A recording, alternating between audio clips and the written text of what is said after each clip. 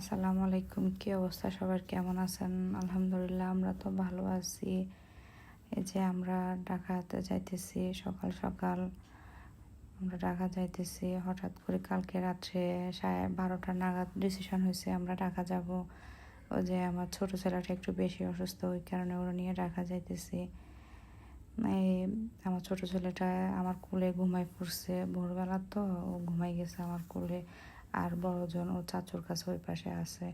এই যে দেখেন আমরা ঢাকা চলে আসি ছোট জনকে ডাক্তার দেখাইছি, দেখানোর পরে ওরে টেস্ট দিছে। টেস্ট এগুলো আমরা করানোর জন্য অপেক্ষা করতেছি। ও চাচু ওর নিয়ে হাঁটাচলা করতেছে, কারণ টেস্টের জন্য ডাকতেছে, একটার পরে একটা দিবে ওই কারণে। তারপরে ওরে আমরা ওইখান থেকে কাজ সারা বাসায় রাইখা আমরা আবার আয়ানকে নিয়ে অন্য হসপিটালে যাইতেছি। আয়ানকে আমরা ডাক্তার দেখাবো অন্য জায়গায়। এই তো আমরা আয়ানকে নিয়ে হসপিটালে চলে আসছি। আসার পরে আয়ান আমার আগে ঢুকে গেছে। আমি বলতেছি তুমি আমাকে রেখে ঢুকে গেছো, হাসতেছি। পরে ওইখানে ডাক্তার দেখাইয়া ওরে সব কিছু শেষ করে আমরা পাশে একটা ক্যান্টিন আছে, ওইখান থেকে পিৎজা, তারপরে চিকেন ফ্রাই, ফুডিং এগুলা খাইছিলাম সবাই মিলে। ওইখানে আমার ছোটো বোনের হাজব্যান্ডও ছিল।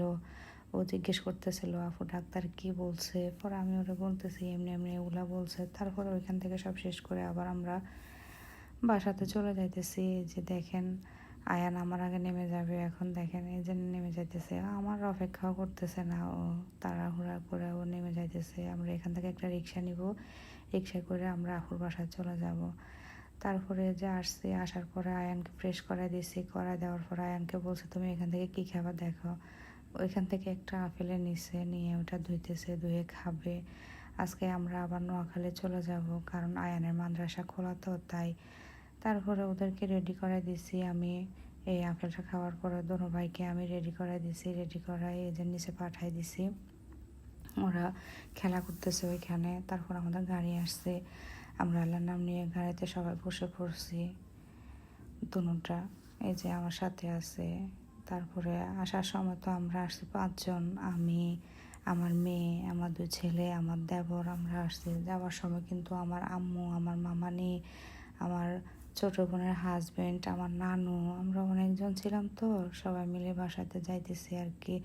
ওনারা আগে আসছিল ডাক্তার দেখানোর জন্য, পরবর্তীতে আমি আসি আমরা সবাই একসাথে যাইতেছি। আমার আশাটা আসলে হুটহাট আর কি। ওই যে আইমান একটু বেশি অসুস্থ হয়ে গেছিলো ওই দিন রাত্রে থেকে, তাই ওদেরকে নিয়ে নোয়াখালীতে অনেক ডাক্তারে দেখাইছি, ভালো হইতেছে না।